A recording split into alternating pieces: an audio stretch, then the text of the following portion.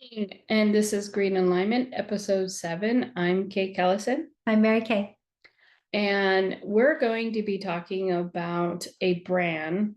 Well, it's not really a brand. It's something I mentioned in the last episode. Mary brought it up that we should talk about it because it is still aligns with posture work.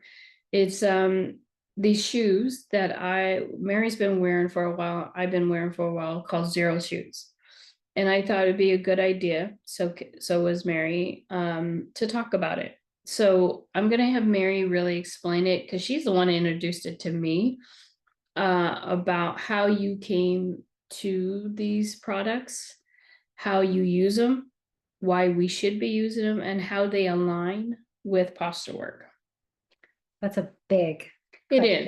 is. Well, we can dive into it a little bit more, Okay. but let's start out with how did you get to understand these Xero shoes? Um, And are they called Xero Shoes? That's No. just a product. yeah, that's a brand. Yeah. But so when I came to it, we used to live in Seattle, and there, the flagship REI store was there. Mm. So we used to go to REI all the time. And looking through their shoes, I was always curious about what would be a more healthy shoe, or what would be a more good for this or that shoe. And so one time I came across these Vibram 5-finger shoes, and they're these really ugly. The ones I bought initially were completely black, and they came, all the way up almost to the ankle. They had 5 toes on, like separated toes, like toe socks on them. And then they were just like rubbery. And I'm like, what are these things? And I got a salesperson to come over and help me out. And they brought them out. I tried them on. They were impossible to put on. I mean, it took me like 5 Because they're minutes. individual toes, right? Yeah. And they're really hard to get your foot into. But once you get your foot in there, it feels like you're almost like Superman. I was like, I remember you oh, walking these are Green really Lake. neat. Yeah. Because you can feel the ground. And for many people, this one's especially in my life, feeling the ground was not an attractive or interesting thing. But for me, I remember when I was little, I was barefoot all the time. I loved being barefoot. We all And were. when they introduced shoes to me, that introduced issues for me. I just, for whatever reason, I couldn't figure it out. I just was never very comfortable in shoes. But yeah, so I started into those, and I remember just, going out walking. I would go out and walk the dogs. I loved it. I loved the feeling of it. And I felt like I could run again, Mhm.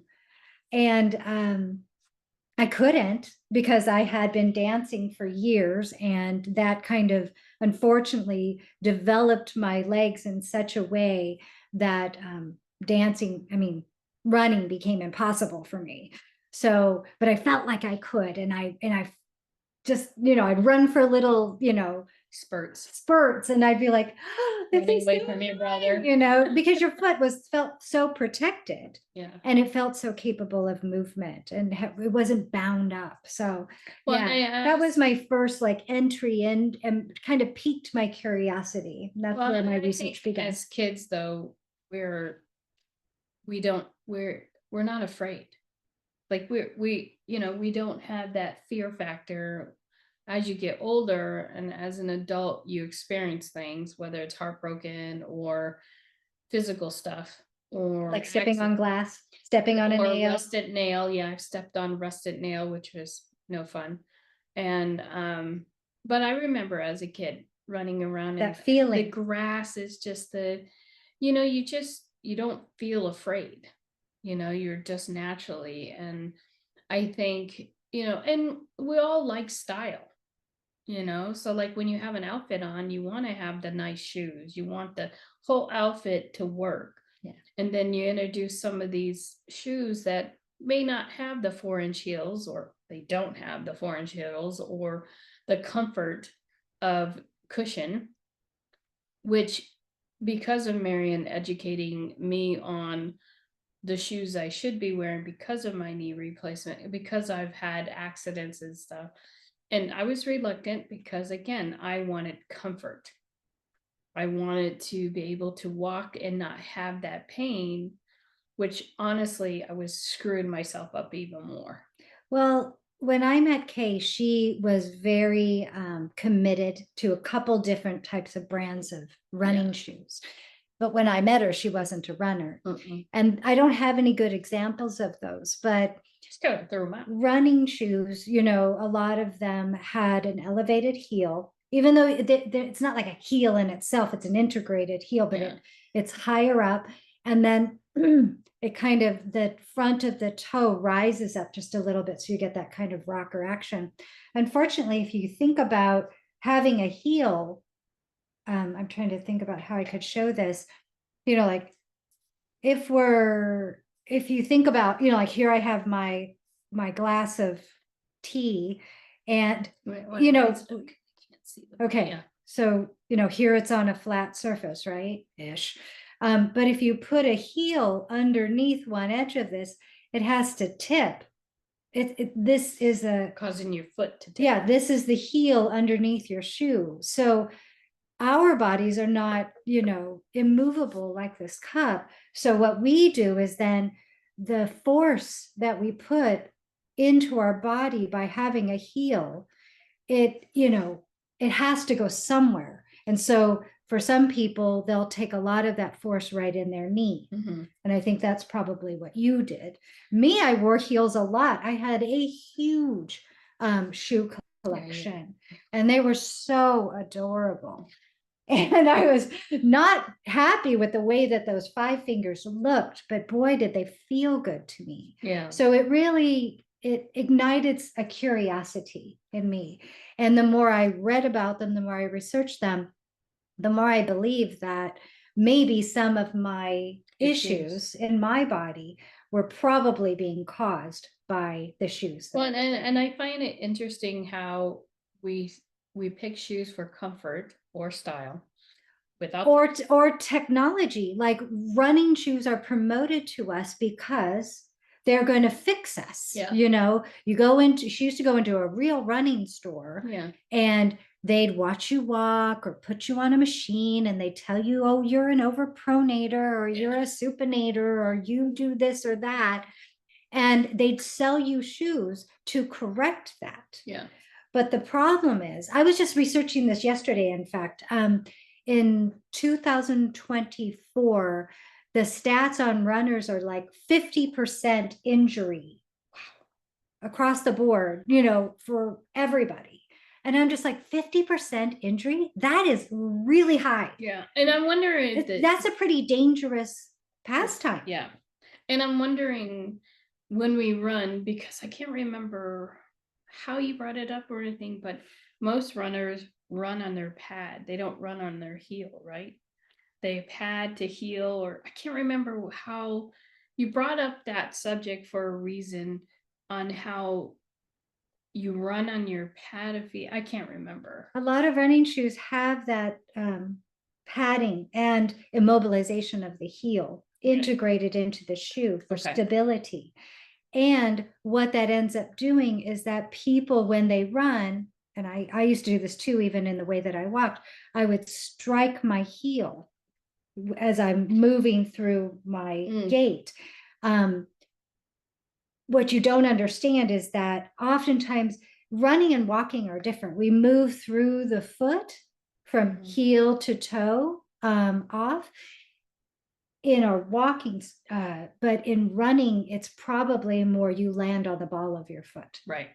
And but with those big old heels, you can really slam those heels into the ground with those big cushions. And I mean, for somebody who's been in exercising most of my life, and not so much running. The only time I did run, which I think is still a problem in the military, is that we had PT in the morning. We'd get up, run our miles, but then during the day we would have our uniforms on and we would have our boots, which had steel heels, steel structure bottom, steel toe. So they weighed, I don't know, maybe 5-7 pounds, maybe even more, along with our 25-pound rifle. and we would run miles in that. And I think that was the beginning of my cartilage.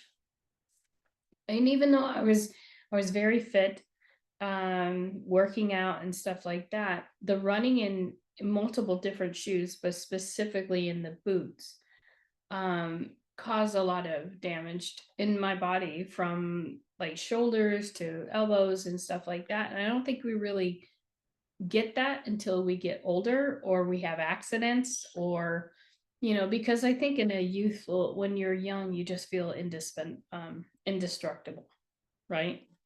And it's a great feeling. But I wish we just reassess fashion in a way to where it benefits our bodies.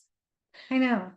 You think about, the shoes that I used to wear, but my feet would complain. Yeah, mine too.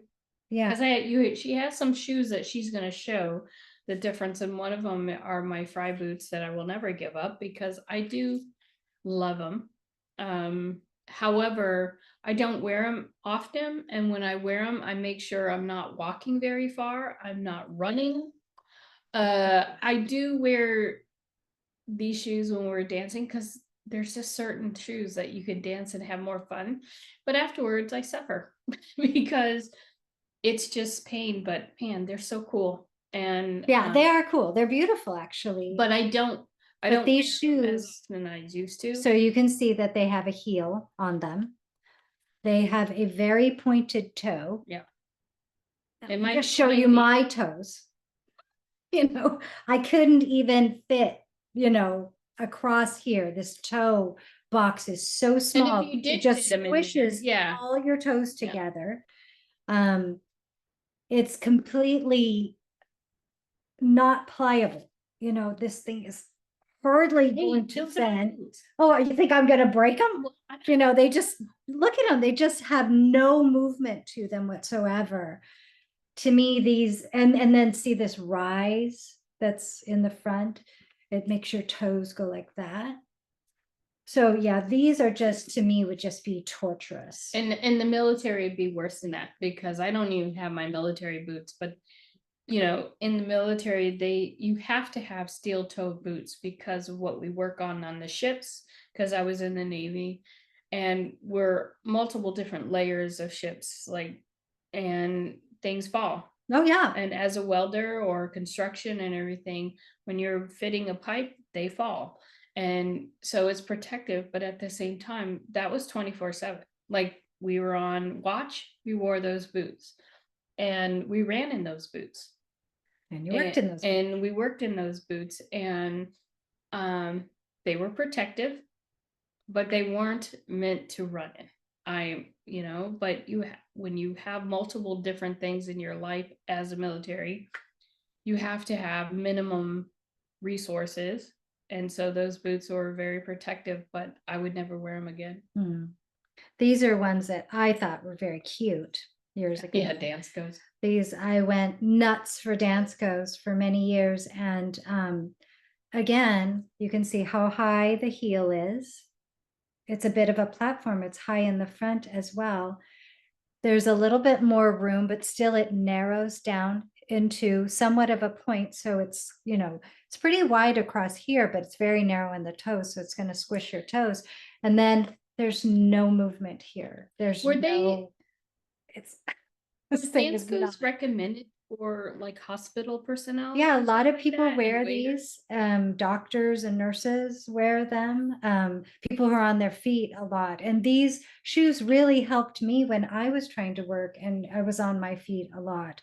They really helped in that respect. But then for whatever reason, I started falling, which I had never done as a kid.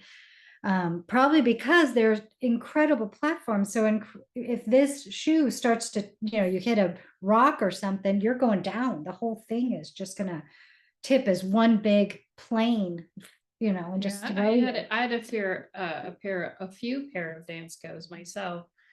I thought they were really cool. But I never felt comfortable wearing them. Like safe.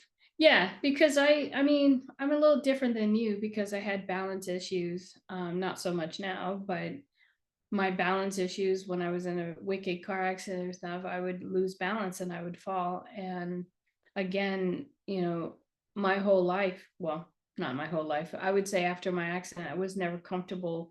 I always had to look down. And, part of that accident affected my balance anyways, because I had a lot of issues and I would just fall, lose my balance. Even though I didn't trip or anything like that, I would just lose my balance or get dizzy and fall. And the dance goes were comfortable to some degree, but they never gave me, like, I still couldn't feel the ground. Let's just say Yeah, that. you are nowhere near the Yeah. ground. As opposed to, this is a shoe. This is a minimal shoe. It's a chukka style, and it's by a company called Lems. You it's designed to look like you've got a little bit of a heel, But you're but really it's on the ground. actually it's zero drop, meaning that your heel is at the same height as the ball of your feet and your toes. It's very wide through the toe box here, so your toes have the ability to spread out in their natural state, and it's tremendously flexible as if you're wearing and twistable, just like your foot is, so that it has the ability to move with you. This is a lot more shoe than I like. Yeah. These are my booties that I got from Xero Shoes years ago, and these, are even more minimal. You can see the sole here. It's almost like they took the concept of moccasins, or it's tremendously flexible, lightweight. Yeah.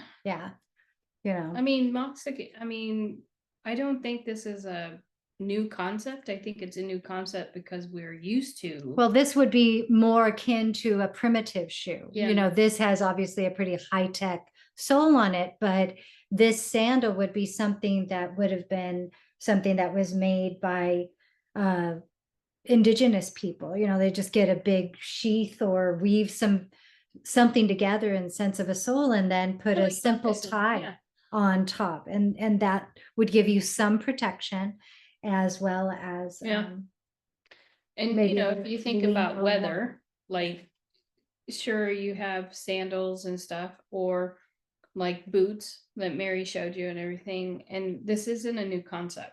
I think the concept is because we're so into fashion with heels that I don't even know how women do it.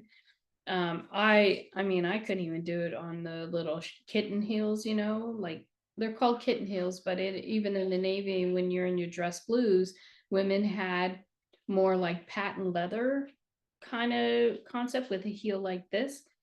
And so for me, I still wasn't comfortable with heels because it didn't make me feel comfortable. And so stable. Yeah. So anyways, but if Indians can run, Native Americans can run in the fields, barefoot or whatever, it's like, why did we move away from that? And I think it's because of fashion. Fashion absolutely was a huge contributing force, as well as various, like heels on boots, such as those fry boots that you had. I think originally cowboy boots, were intended to keep the foot in the stirrup on the horse. Yeah.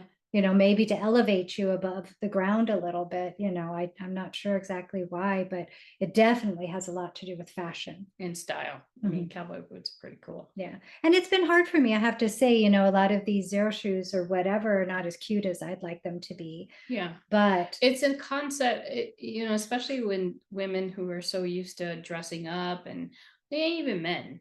I mean, to me, they're not like shoes that are, I don't even know. I'm not really into like, oh, my cute shoes or anything like that.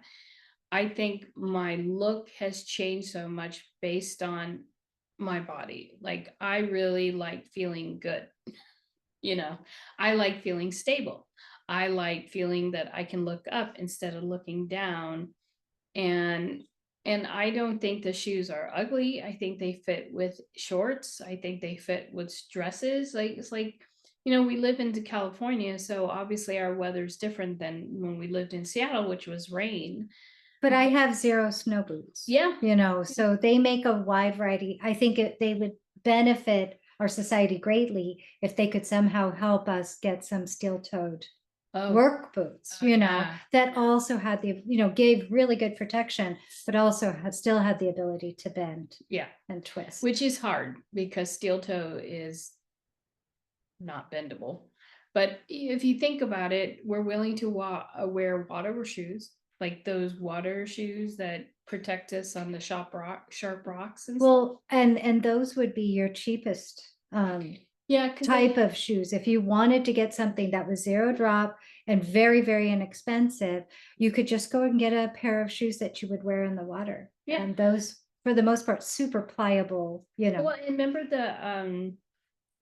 were those sandals that were versatile, like water and stuff? It was more like Treks. What were they called? They were sandals that had Velcro, and we all wore them at one time before you introduced us to the Xero Shoe brand. But I can't remember where they called. Was it Treks or something like that? Something like that. Yeah, and they were close. I mean, they still. Yeah. I like those very much. I can't remember the name either, but I like those very much. I used to hike in them all the time, but eventually even those they had too much of a heel. Yeah. I remember even wearing those like when we camping and stuff. And you know, we try to find shoes that are versatile enough that would protect us and make us be able to move easy and stuff. But you know, at the end, I still found myself falling and stuff until until you introduced us, our family now, all of us. What wears your shoes? I remember Chase, our youngest kid. Um, he didn't have shoes or something, and I'm like, well, go put, because we were at the time we're at the same side. I said, I have some sneakers in my closet. Why don't you just put them on and see if they fit? And he put them on, and probably within 5 minutes he fell. He's like, I'm not wearing these. I know. I fell, and he wiped out. Like he was walking and he wiped out because he was pretty much raised in Xero shoes. And then I don't know why he tried on my sneakers. I think we were going out and the only thing he had was sandals and it was cold or whatever. And I'm like, well, you know, put on my sneakers. And I don't know if they were Brooks or whatever, but I just remember him walking. Within 5 minutes, he wiped out. And he's like, fuck this. I'm not doing this. And so, and that just shows you the intensity of these sneakers that we we're so used to. And then you take that away and you put them back on. It's just a weird feeling. It's a weird feeling. I can't even, I mean, even when I put on my beautiful Fry boots, it's a weird feeling because my feet have changed in the period of 7 years that I've been wearing in a more natural state. So when I put on anything that's not my normal shoes that I wear, it doesn't feel normal. It's a really weird concept, but I don't think I would ever buy another pair of sneakers. And they have some really cute style sneakers that people can run in and stuff, and they have different colors, different designs. So I highly recommend at least examine or at least trying them out. And if you do try to go toward a more minimal shoe, it's important to take your time in transition. Yeah. Our bodies, you know, when we utilize a shoe that has a lot of structure to it, we end up kind of like the muscles in our feet become weaker and weaker. Or if you're someone who uses orthotics, again, the orthotic is doing the work to hold your arch in place. So your feet then become weaker and weaker. So it's important to start out very slowly and, you know, maybe just wear them for 15 minutes, Yeah, you know, or 5 minutes, you know, or something, you know, it depends how much barefooting you do on a regular basis, but ease into them. I know at one point my sister, she was like, okay, I'm going to try them. And she went straight from her running shoes into some minimalistic shoes and decided to go for a 2-mile run. she got injured. Yeah. Yeah, you Like need to any, take your time and ramp up into them, but the ramping up will be your flexibility coming back, your yeah, range of motion coming back, your strength coming back, your, the foot bends and shifts in all kinds of different directions to accommodate the texture that's on the ground beneath us. And so just take your time. yeah, I highly recommend that, because like me, go cold turkey. I think I would have done the same thing. What her sister did is to go from sneaker to the Xero shoes, and like, okay, they're just like that. I'm just gonna go running. But you have to give time to adjust, and like even take them and walk around your house. Yeah. Because they do have a good return policy, but do not take them outdoors and walk in the grass and everything, because then they won't return them, right? Because you have to keep them pretty clean. But like every day, put them on for like a half hour, take them off, walk barefoot, put your shoes on, and you're slowly, and then put them on, go grocery shopping. If you like them enough, go grocery shopping. And, if you are a runner, I would just take your time. Definitely, like maybe take your sneakers off, run for like 10 minutes, put your sneakers back on. I don't know how you would recommend a run to do that. Start walking in them. Yeah, there you go. Start with walking. That's the easiest, most gentle way. And don't go for a long walk to start. Right. Just go for a 5-minute walk or something. Probably the easiest way to train yourself to use barefoot technology would be to go barefoot. Right? Yeah. Because when you go barefoot, your feet are getting all the feedback and you are going to feel the fatigue. If you put on a shoe, it gives you a sense of, like I won't be injured. Yeah. I'm Superman, and I've got this. It feels fine to me, but you're not getting the actual feedback, the roughness of the ground, whereas if you're barefoot, the friction that you're getting from all the various surfaces you're trying to run on, it will slow you down. Yeah, and I do think that when you go hog wild and you think you're indispensable and indestructible. Indestructible. Sorry. I think we get discouraged enough, then we go right back to our habit. And I think we want instant gratification, because our world is about instant gratification or instant change. And muscles and bones don't do that. No, it takes time to get in the bodies that we're in today, and it takes time to get ourselves out of. And if you're going to invest in a pair of heels, just invest in yourself. It saves you money. Keeps you away from the podiatrist or a chiropractor or whatever. But I know a lot of times shoes are cute or fashionable and everything.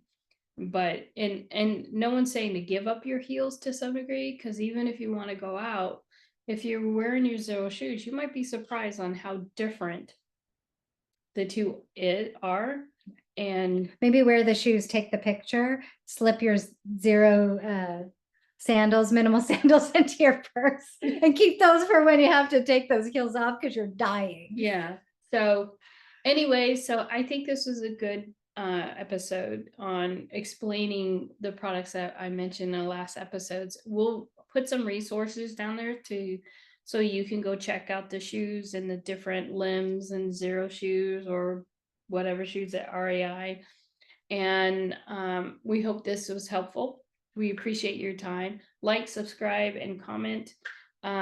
Please follow Mary on Instagram on Green Alignment, and our information's on below, and check out working on our website. So that's going to be up and running soon. So we hope you have a wonderful day. Thanks for your time. I think that's it, right? Yep. Thank you so much. Take care. Okay. See you later.